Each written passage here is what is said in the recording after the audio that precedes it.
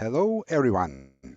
This year marks the 25th birthday of Ludwig van Beethoven. In Bonn, Beethoven's birthplace, this anniversary has to be celebrated in a big way.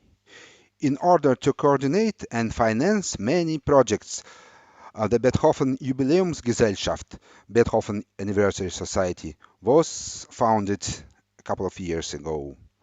One of the first projects was the one we, the In Situ Art Society, are presenting now. Originally, a live concert was planned for March, which was then postponed to December.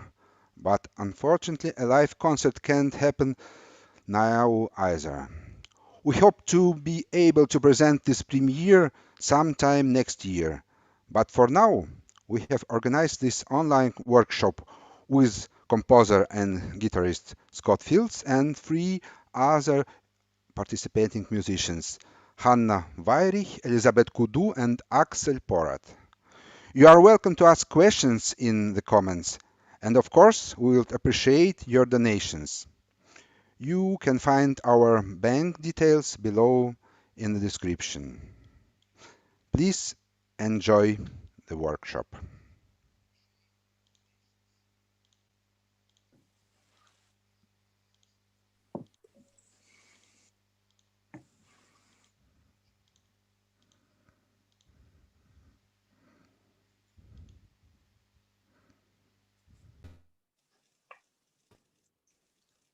Yeah.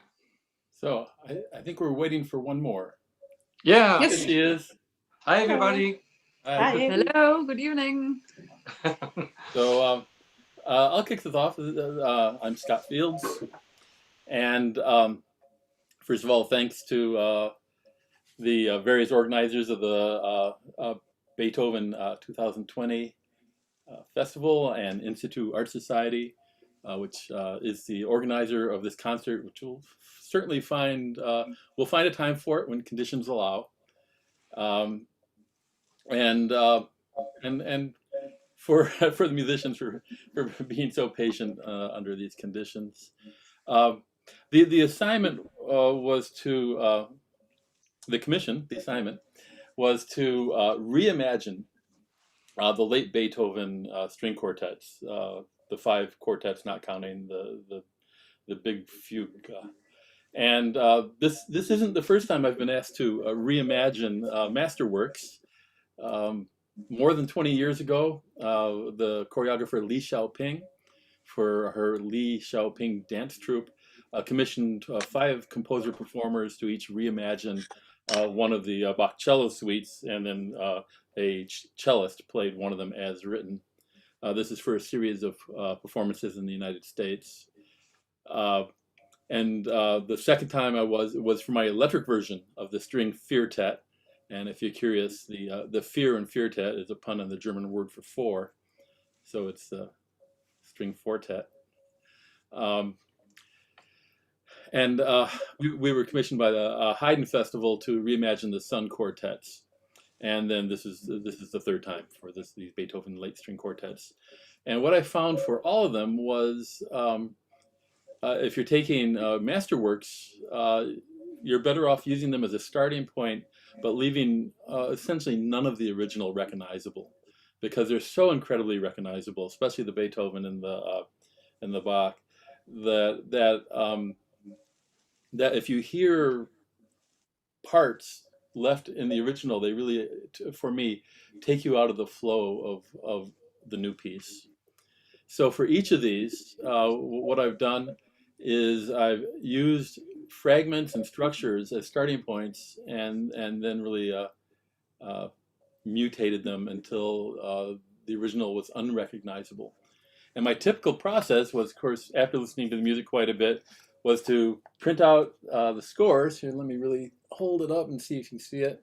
And then start leafing through and marking passages that I thought would be promising. And you can see I've numbered them, I keep track of them. And I think about what I might do with them. Well, there's no point in showing much of this because it's just the same over and over.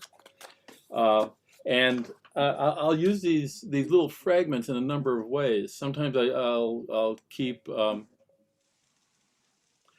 I'll sort of keep the pitch material. I'll get to that in a moment. But I'll change the rhythmic material. Sometimes I'll keep the rhythms, but ignore the pitches. And sometimes I just sort of think of what the structure is, and maybe I'll find that useful. For these particular, well, let me say that for these 5 late string quartets, each of which has, what, 4 movements, I think? I've made each of these quartets one movement of what is probably an hour and a half long piece, so it's a 5-movement piece. And to tie these 5 movements together of the new piece, I used 7 pitch sets, and the same 7 pitch sets appear in all 5 of the movements. And these pitch sets move slowly, 1 or 2 pitches at a time. So when I'm going from one to the next, it's a very gradual movement. And I arrange it in such a way that they sort of form a circle. So you can start anywhere and loop around. And as you go through these pitch sets, there's never a point where, say, you have to change from 4 sharps to 1 flat or something like that. It's always a gradual movement. And the idea there, again, was to tie these 5 movements together somehow. And they're really only tied together 2 ways. They're tied together through these 7 pitch sets, gradually mutating pitch sets, and the original kernels of what Beethoven wrote.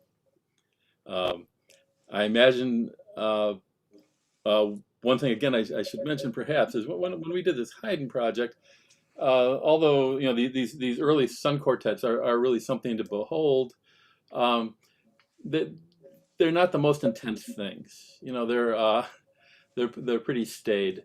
And so for the electric version of the string Feartet, which Elisabeth is with the cellist in that, I added a great deal of chaos and density that you didn't find in the original. And I should mention also that in the Haydn project, I played electric guitar, and in that way, I was sort of able to blend with the other 3 instruments. When you overdrive an electric guitar, especially if you're using a volume pedal, it can sound very much like a bowed string instrument. And then when you turn off the distortion and you cut back on the volume pedal, it can blend fairly well in a pizzicato environment. For this project, for the Beethoven project, since those late string quartets are pretty much, they're not chaotic, but you could be tricked into thinking there's some chaos there, and they're certainly dense. I decided to go in the opposite direction. I play classical guitar, which means I really can't blend with the other 3 instruments at all, so I use it as a contrasting element. And we use a lot of silence. Even when everyone's playing, there's not a lot of harmonic density or counterpoint. If there's counterpoint, it's a lot of times counterpoint in terms of pulsation. Things are pulsing at different times, but it's not the type of counterpoint you'd expect from Beethoven. So my plan was to have some common elements, and there's several sections where either pulsation or grace notes or, well, really those 2 things, form a texture, but not the kind of texture you would expect from the original. And perhaps we could let some of the other musicians chime in now, so at least you know what their voices sound like. So if anyone of y'all have questions, hit me with it. You're talking about this 7 pitch sections? It's 7 pitch sets. I mean, okay. Yeah, they're all normal 8-note sets, but yeah. Okay. And how do they work? Just we develop them, or we are free to work with them? Oh, well, the way I used them, the way I selected these pitch sets was really just deciding what sort of intervals would be useful for me and how I'd want them to go from set to set. They're not modes of a major scale or anything like that. Okay. But they are linear, unlike, for example, the previous project you worked on, which was 2 octave scales. These are single octave scales. They repeat after just an octave. And what Axel's referring to here is there are in these pieces sections for improvisation. I don't think there are any where everyone improvises at once. That would be unusual for me. Yeah. I have to admit it's been a while since I wrote this music, but and in those sections the musicians are given a pitch set to refer to while they're improvising. But this is just a point of reference. It would be like playing inside and outside of a chord symbol when you're playing jazz, in that it's your reference set, and it's also the set that forms the background of whatever the other musicians are doing. So if you go outside that pitch set, you should be able to hear it. But obviously you don't want to just play. They're not mode. You don't just want to play modally. It's just something to notice. Okay. Yeah. And there's a lot of freedom. As I said, I've seen the score, and there are some passages which are really difficult and exactly rhythmically notated. And sometimes you're working with these finger symbols and Yes. like an improviser and improvising music. And how do this work then? How can you rehearse it, and how will it work in the concert? Well, I should mention that although I'm not sure, Elisabeth, if you've played any of my modular pieces, but certainly Hannah and Axel have on actually my most recent recording, and in these hand signals, A, B, C, D, E. Some of them we don't use. Like I don't think we use E because it looks too much like A. We use hand signals and sometimes numbers in the modular pieces to show people which pieces to play. But in this music, the hand signals are used in sections that loop, and they just show that someone is ready to move on. For example, I have to refer to my notes here because, but in, for example, I think Late's 4, yeah, Late's 2, the second movement. There's sections where one person, or in some cases 2 people at the same time, are soloing, making reference to a pitch set, and the other 2 people are playing a loop. And these loops are written in such a way that they're a little bit hard to recognize, but they're certainly loops. And when the soloist is ready to move on, they've said what they want to say. They just show the hand signal, and I'll do the coordinating, and then the hand signal means get ready for the cue to move on. And if there's a section that requires time, I'll conduct it in. So Okay. It's that simple. It's just a way to move forward. These aren't modular works. They're linear, but there's sections where they stop for a while and freeze. There's also in I think the 5th one. I'm just looking. No, I take it back. Once again, in Late's 2, the score is a little bit hard to understand because there's a place where first the violin starts playing this very irregular, very high ostinato, as just a little bit of a background, and she's. By the way, that loop, should that be like? Why did you write a long bow? I'm sorry. What? For this thing, why did you write a very long slur over it? Just that it's a phrase, or? Probably not. Let me. Because I need to find the bar number. This is in number. Oh my God! Okay, 56. 56 and number 2. Okay. Yeah. I'm looking.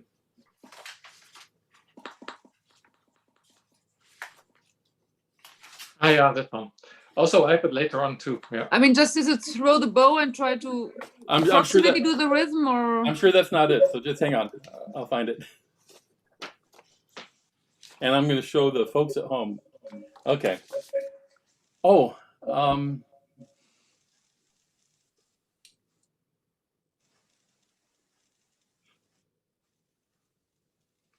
I think we should consider that to be an error. So, Okay. because I mean, in terms of performance, it doesn't make sense. I don't know what I was thinking, but it doesn't work. Here, let me see if I can get people to see.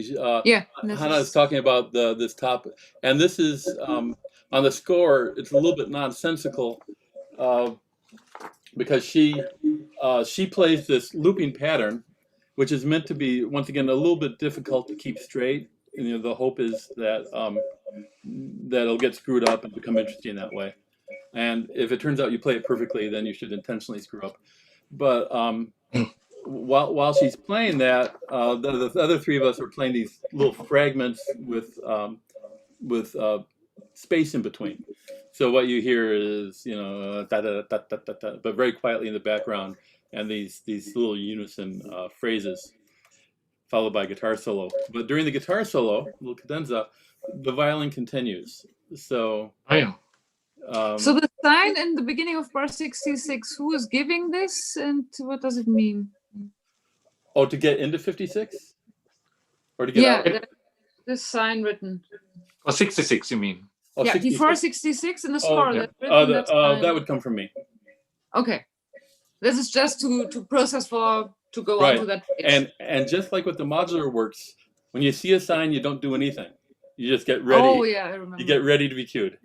So once again, it's just like with the modular things. It's not a stressful situation other than the other stress causing, but this shouldn't cause stress. So you see the sign, you get ready. If your pages aren't turned, you put them in good order. And then when everyone looks ready, then off we go. Okay. And then the same thing here. You have another ostinato with a slur that doesn't make sense, and there's just a pitch change. Yeah. Right. And a viola cadenza eventually. Yes. Right. And then he once again plays it, and then joins. Well, anyway, you get it. So we're just using hand signals to move forward. If I remember correctly, I don't have all the hand signal information in the score because it becomes quite cluttered. So sometimes I go backwards to look at the parts. But one thing that might be interesting for the listeners, I'm going to show them 135. Now, in 135, and here, let me hold it up to the camera. There we go. There's once again one of these little sort of picky ostinatos for everyone. Yes. And the hope once again is that we get out of sync, but because it's pretty tricky to. It is very tricky. Yeah. Yes. So the idea is that you make mistakes and then you don't try and lock up again, so that it becomes more interesting. And this I solo thing, I have two symbols for this sort of situation. Is you point at yourself. That means I'm gonna improvise. And then when someone else points at themselves, then you go back to playing your pattern right at the beginning, which immediately puts it out of phase. Okay. So it's really just trading solos, and you take the solo. I think somewhere else in one of these suites I have the opposite sign, which is you solo. So whoever's soloing, then they point to someone, they go back to playing an ostinato, and that person solos. Elisabeth is very familiar with this, but it's once again a way to create a variability from performance to performance.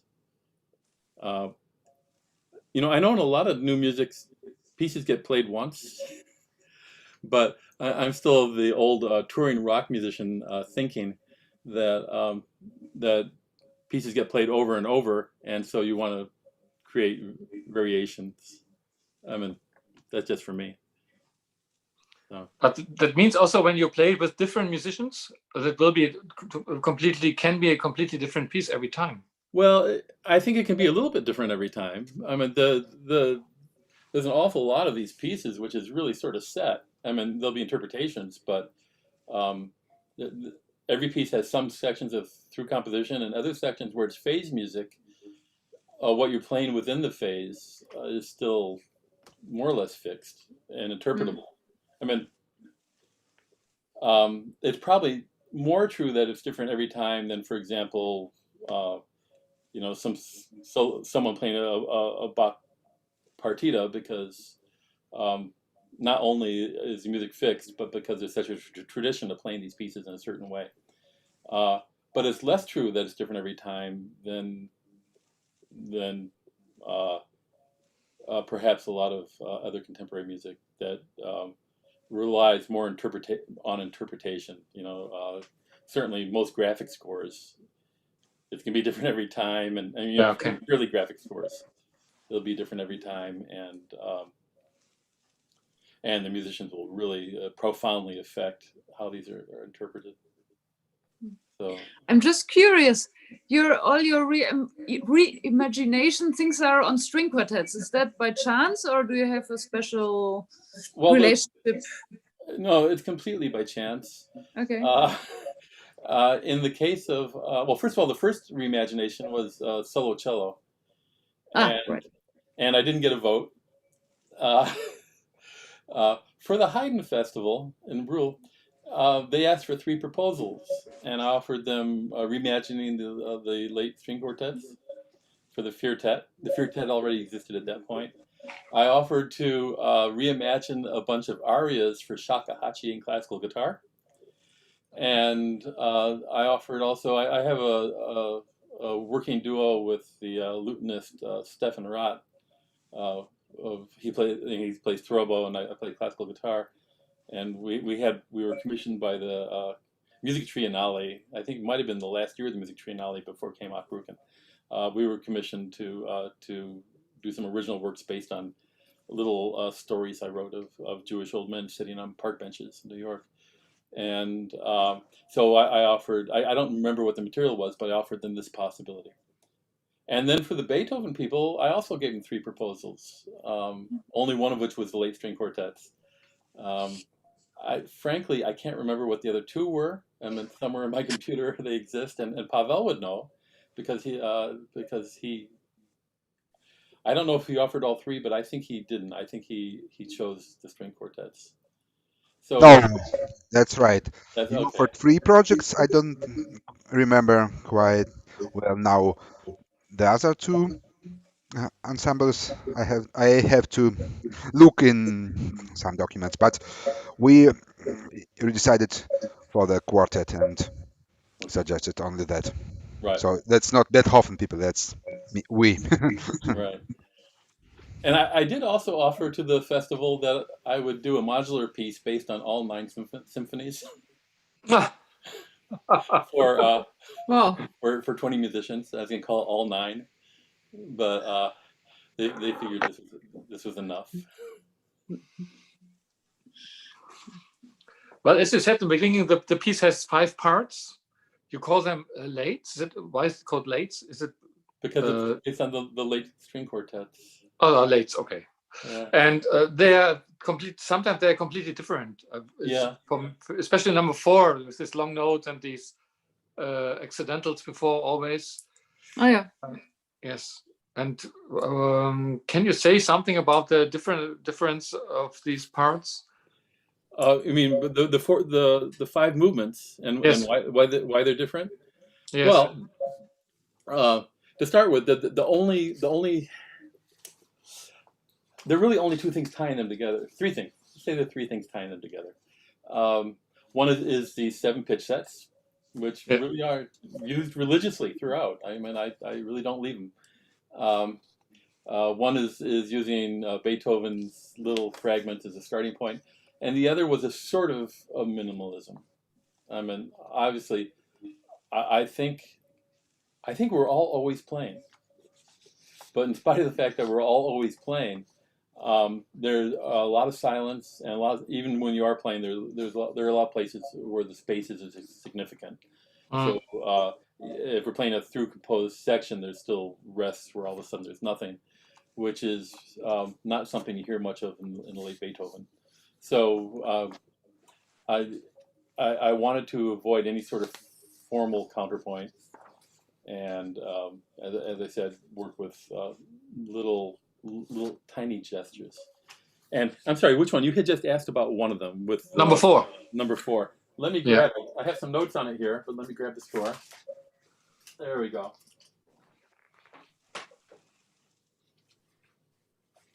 I'm realizing now that Oh no, never mind. Never mind what I'm realizing. Okay. So when I saw it first, I was thinking about Opus 132, the Dankgesang, because it also had these long notes and these kind of. I don't know if you were thinking about it. I can just about guarantee no, but but I certainly have stolen a lot subconsciously in my life. So so it's it's possible, and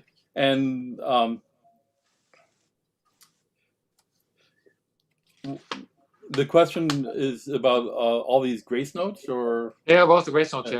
yeah. Once again, the idea is to get sort of contrasting pulses.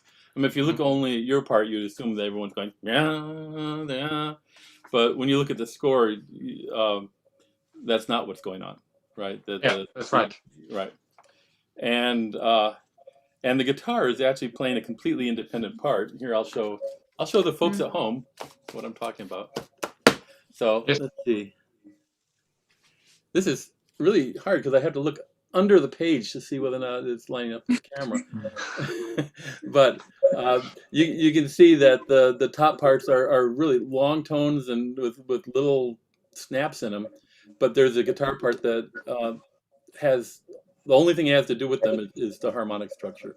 It's not doing the same thing at all, and it never does because it really can't blend. A classical guitar can't blend with these instruments. I don't know if you've ever listened to any of these pieces for like string quartet and classical guitar. The ones I've heard have been problematic because they tend not to mic the guitar, and all you hear is the attack. I'll be using a small amplifier. So that makes sense. Yeah, it's just necessary. But yeah, that was the idea. And these, I just wanted to work with this idea of very slow harmonic movement and differences in emphasis, essentially, with a guitar part under it that has a bit more interest. But not with the idea that the strings are a backing part for the guitar, because that's really not what's going on. It's independent. And then if you look, say,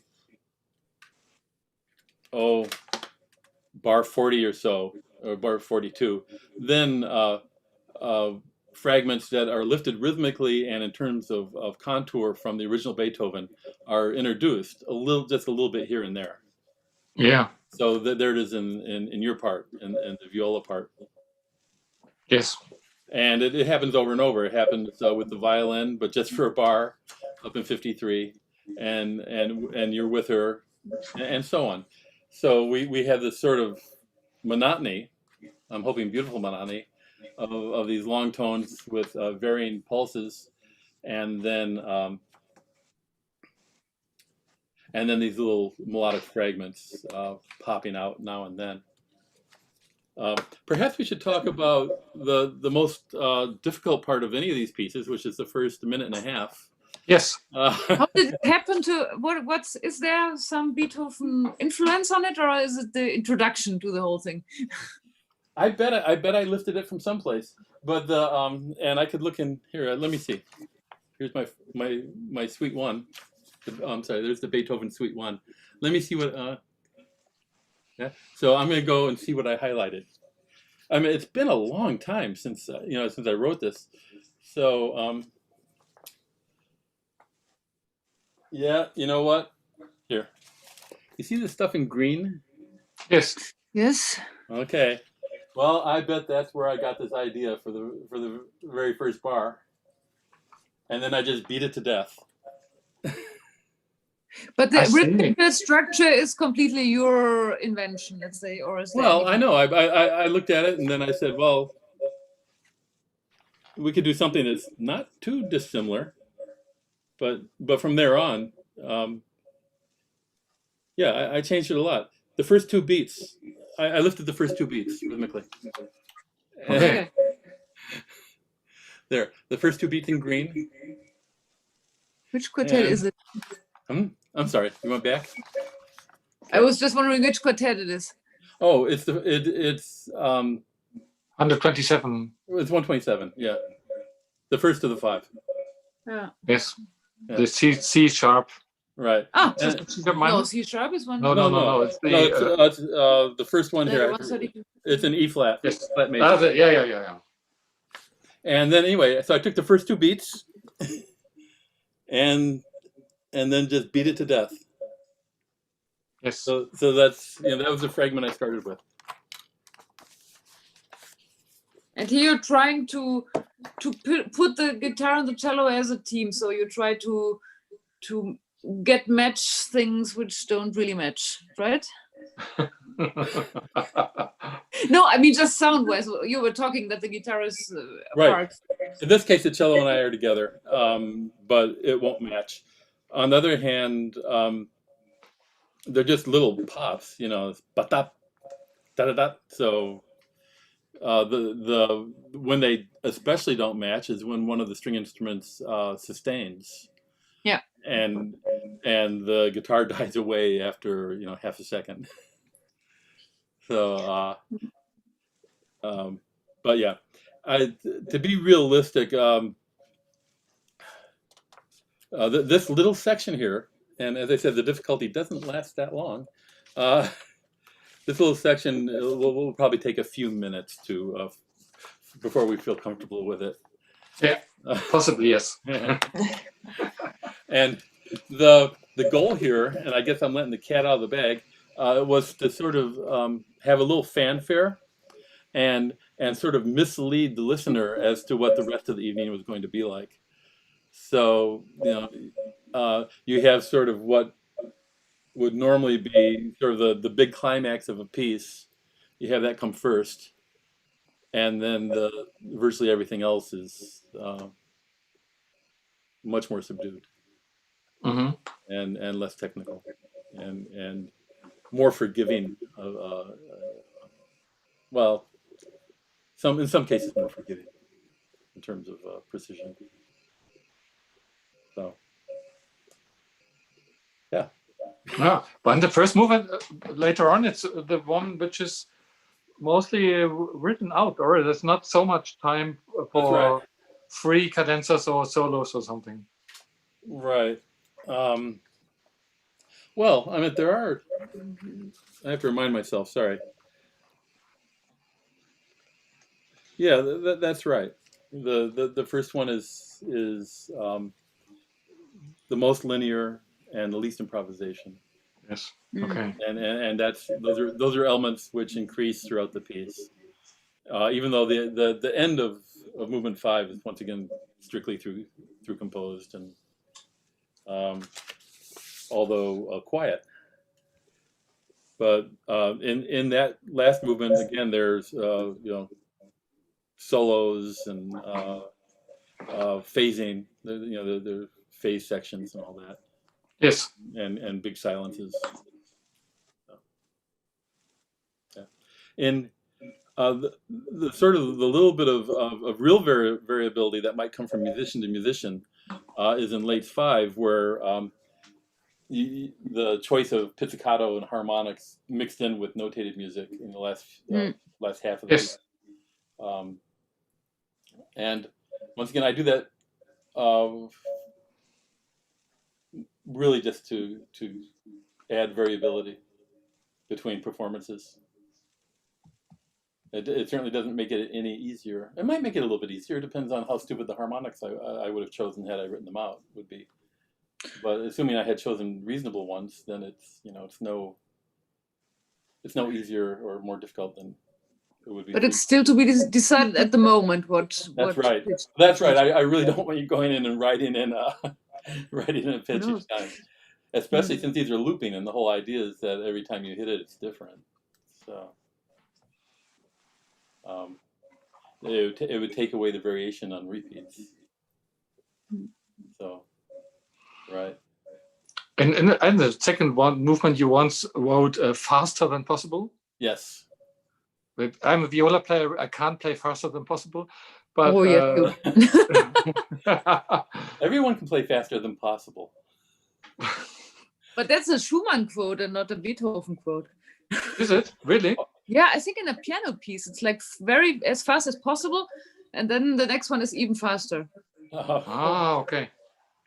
I think I don't remember where. I think it's a piano piece. Something. Yeah, I don't do that very often, but every now and then I want something I want it to sound as though you couldn't get it right.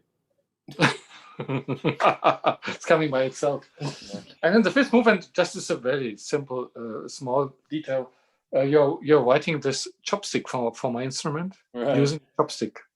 But is it just playing on the strings with it? No, behind the bridge, like no. Here, I don't have a viola or a chopstick, but I happen to have a guitar. And it's nearly the same. Yeah. Just pizzicato stuff. Yeah. I see. Okay. Yeah. Exactly. Okay. Well, nice. Right. We could also use the bow like this.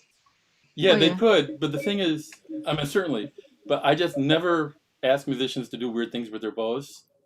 Okay. I just don't, because when I have, sometimes it hasn't turned out well for me. So, I think Ornette Coleman wrote one symphony, and I think that symphony starts where he tells the musicians to hit their music stands with the bow. Why not? Right. He will be killed. And I think with the Houston Symphony, I think they commissioned it. And as I understand it, it soured the mood for the whole rehearsal. So I just don't do it. If I want something like that, I have them use a disposable product. Thank you. Eli, you played one of the Feartets. How are your experiences in the concert and in the rehearsing process? Ellie has recorded 4 hours of Feartet material, just so you know. Yes. Really? Yes. all released on the same label. Yeah. Yes. No.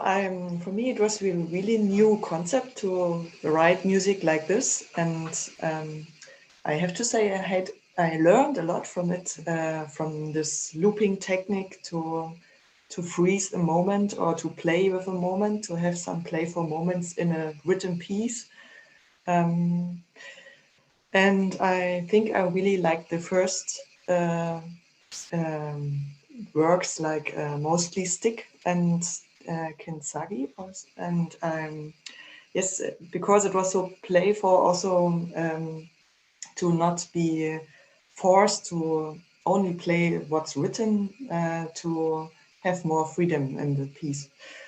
So yes, as I came from the classic, it was really a way to be more open for everything that comes. And I really like the Haydn stuff because it was hard to work on it, to get it together, because there was so much from Haydn in it. So it was always a question in the rehearsals, should we play this Haydn stuff really great together, like Haydn would expect it to play it?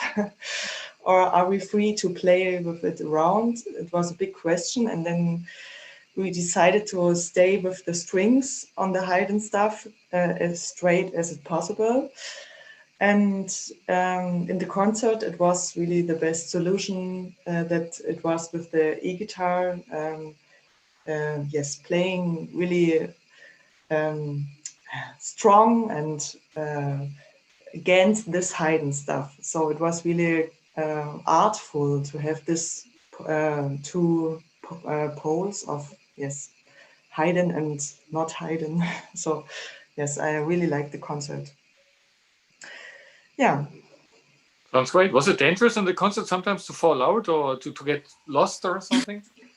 Yes, it was really dangerous. I was never feared, but some other players was a lot of feared. So I always decided for myself, okay, I'm here and I'm just be aware where the mood is, and I just play. So I was, but you should not be afraid. I think I like the name Feartet, so Yes. I thought it's because of fear. The fear of the quartet or the fear of Beethoven or whatever. Yeah. Yes. There's one movement of the Haydn stuff, and actually the only one where I really lifted Haydn almost literally.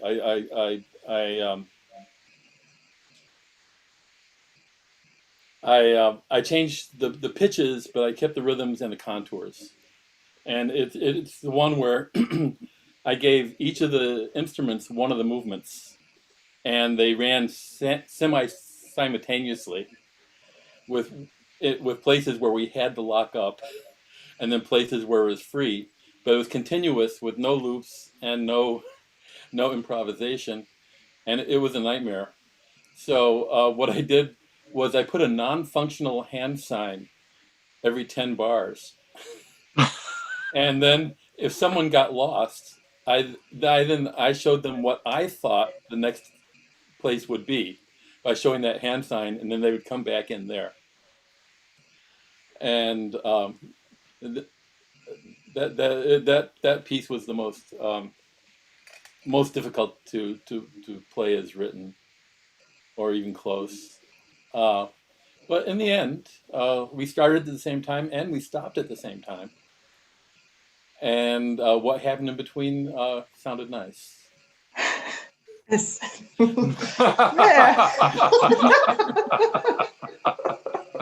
Cool. Yeah. It's interesting, with our performing rights organization, with GEMA, it's always funny when you go to have them classify this sort of piece. And when I submitted the Haydn music, I made the mistake of having Haydn in there. They decided that the first 5 movements, which is hardly any recognizable Haydn, they decided those were all arrangements of Haydn. No, really? And the one where I literally took the four movements and gave one to each musician and ran them more or less simultaneously with places to lock up and overlap and so on. They decided that was a fully original work. Really? After a couple of years of correspondence, they agreed that they were all original works. But it's just, I guess whoever looked at it that day, and there you go. Funny. Yeah. So I should say that these pieces that we'll be playing are considerably less chaotic than the pieces Ellie was talking about. There were so many. There were a couple questions that caused problems. One was there was just a lot more looping and a lot more variability in those, and the other was there was a lot more volume. So, and just a lot more density, and when things weren't locking up, and with all this density, sometimes it's a little hard to get an idea of what was going on. So it was a very different sort of it was different music entirely. Because I didn't want to do the same thing again, really. No. As I said, we've recorded 4 hours of this electric Feartet music. Plus, there's another hour of music that we've played live in various situations that wasn't recorded because I had reduced it from a string octet that I recorded for 2 electric guitars with Elliot, Elliot Sharp and myself, and then 2 violas, 2 violins, and 2 cellos. And so I reduced some of that music, and the Feartet has played that as well sometimes.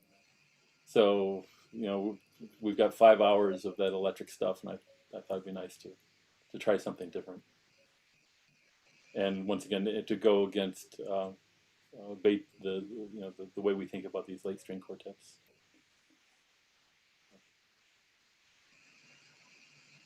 And Hannah and Axel, you played it? You played the late string quartets, or? Some not now we last week we played Ludwig van from Beethoven from Kagel, which is where he used all the late string quartets, but only little excerpts like 20 bars or 30 bars. So we played some of them, but I never played really once. I just played with some friends Prima Vista, but I never Okay. played it once. I would love to play some of them because they are so great, and really, I can listen them for years, and I discover always new stuff inside. They are so rich and so extremely interesting. I don't know how to say. Did you play one, Eli? No, I don't remember. I played one. Didn't you? C minor. Hannah, didn't you play one for one of the evenings you curated for Musikfabrik? No, I played actually with Azazello Quartet. I was jumping in for their Schönberg, Orbit Schönberg, and there we played the Opus 132, I think. No, Opus 131. C-sharp minor, yeah. C-sharp minor, yeah. A listener has asked that at least one of us take a few bars just to demonstrate what we're talking about for in these sections. Do we have a volunteer? Maybe Scott, that's your turn. I mean, you know the music best. I'm pretty sure it's not. Yeah. Because it's sort of non-representative. But if you play the contrapunkt we talked about in the fourth movement.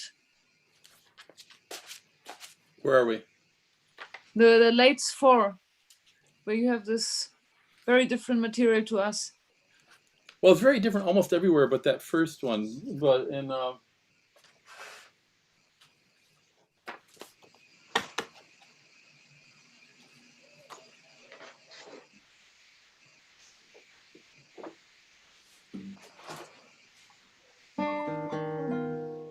that sort of stuff. In the meantime, that's you, Hannah, you're playing something along those lines. So it starts out.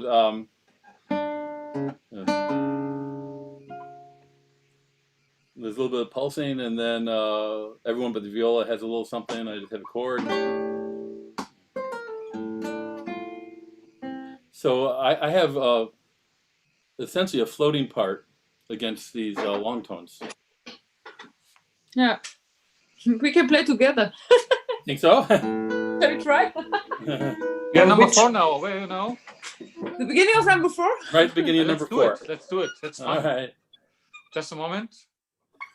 Ah, great. Well, if everyone's playing, then I need my footstool. Ah, yeah. Stool. I didn't knew that it's English. Footstool? Stool. Stool is like bar stool. It's what you sit on in a bar. Ah. And it's what you put your foot on when you play guitar. Oh, yeah. I thought it's chair. No.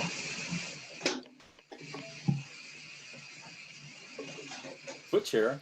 Could work. And then 60. Yeah? Yeah. Yeah. 3, 4.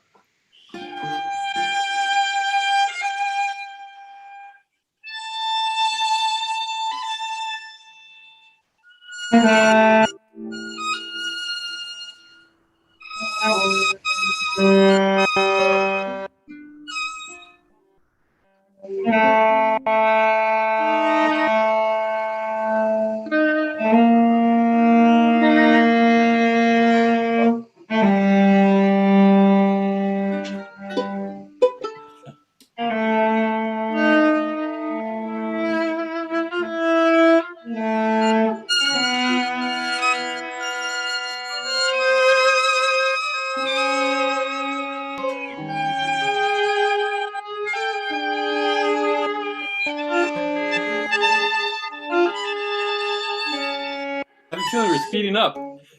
Oh my God. Looking forward to do that in reality. Yeah, me too. It's my first time I play together on internet, and Well. maybe my last time. No. Never give up. Never give up. I think. No, never give up.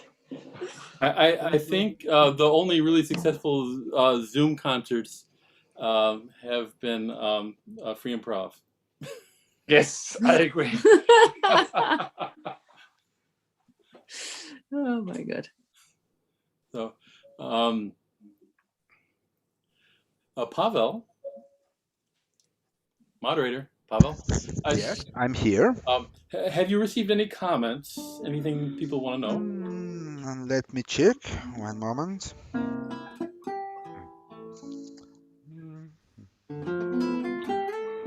No, Oh, I think no comments All right. yet. So the other question Axel had was how do you go about rehearsing this? And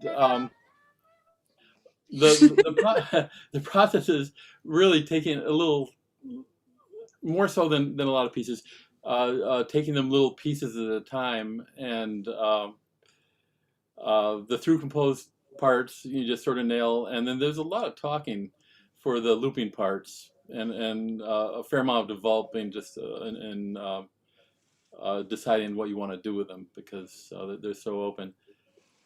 And other than that, there's really nothing special about it. You know, it's not conducted, and in your parts, I think I have a fair number of cues. So Yeah. you have some idea. For example, in the first movement, you know, we have that, and actually this might be interesting for people to hear too. We have this mutated line that starts in the violin and gradually works its way down from violin to viola to cello, with little interjections from the other three musicians, and it's in the Italian term really quiet and scratchy, you know. So it's Which by number is it? It's late one, but somehow, oh, I see. I've managed on my desk to start mixing up. Mixing up pieces, but it would be here. It would be starting, I guess, in bar. Oh no, it's wrong one. Starting in bar 53 of 1. Yeah. Okay, just a moment.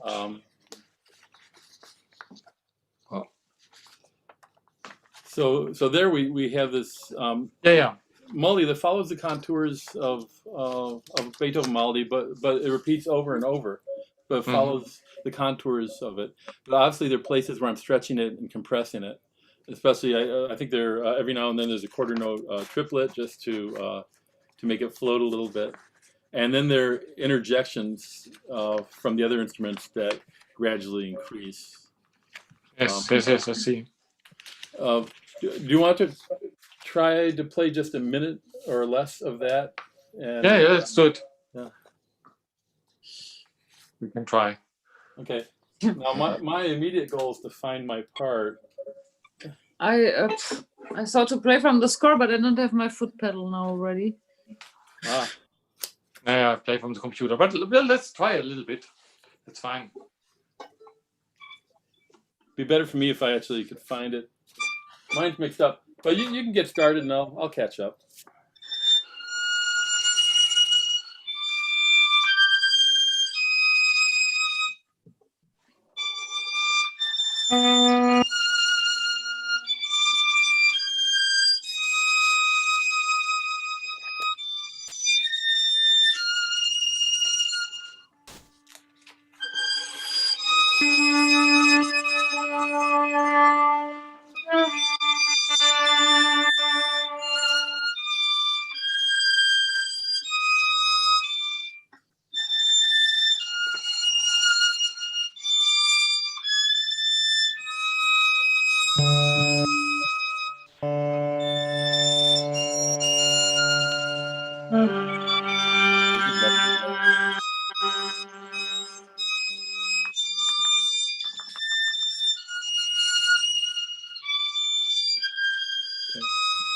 And then for the listeners, at some point, that general melody, although modified a little bit, is picked up by the viola. The other instruments have more and more interjections. Yes. And then it moves to cello. Like this little stuff. Yeah. Right. I see. And later on, it's later. It's me who has the melody.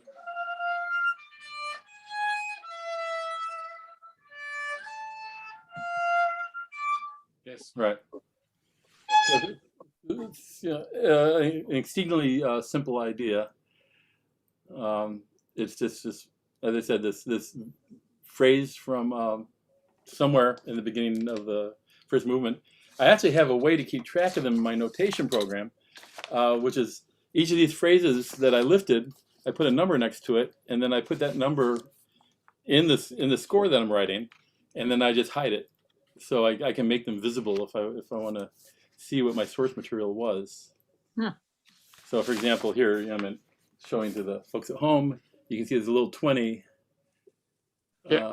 and so somewhere in my notation program, I have a 20 showing that that's what the source material was. I don't know why I thought that would be useful, but it's because some musicians will ask you one day what it was. What was the original idea? maybe it's possible. Yeah. I'm really looking forward to play it and rehearse it. I really now it's To be in one room together, I'm looking for. yes. Right. Yes. Yeah, and I have to say, the staying so much out of the public has really affected my composition method. Not for this piece, which is old, but I'm writing other stuff, and my normal method is to write in nice weather, to write out in city parks. I write everything out in pencil, and then I slap it all on the computer and fix what has to be fixed. So, and if it's cold out, I write in cafes. But now I'm at home, and it's really it's disturbing my flow. Right. Right. And my daughter, she's always a pleasure to have around, but I do have to say she also does her homework in what I believe is my practice space. So it's hard for everything to be perfect, but things are okay. And also, I don't know if you've noticed this. I think there's something happening with the heating system because all my clothes are shrinking at once. Okay. And I'm pretty sure that it's caused by a malfunction in the global electricity. The shirt's too tight. I think I have to buy new pants if this continues much longer.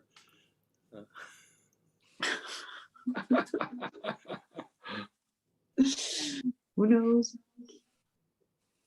So, I think we can wrap it up. Pavel, do you have anything to add?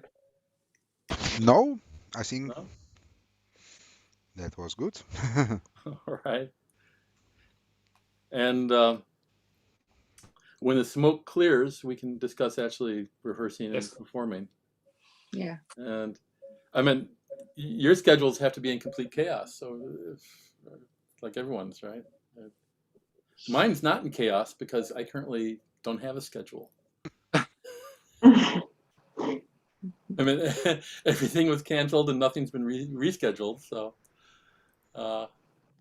That's wrong. This concert was rescheduled, but just well, no, canceled it's again. been rescheduled once, but it hasn't been rescheduled. Right. Yeah. Yeah, I think we can do it as soon as possible. Yeah, we'll see. We can schedule it as soon as possible, and if necessary, we can reschedule it again. We are still alive to reschedule. Yeah. Yoo-hoo! A few companies have made a fair amount of money in the pandemic. Amazon's doing really well, and I bet Doodle's doing really well. Yes. Oh, yes. And Doodle and Zoom. Zoom and Doodle, yeah. Put your money in Zoom and Doodle, and pants. All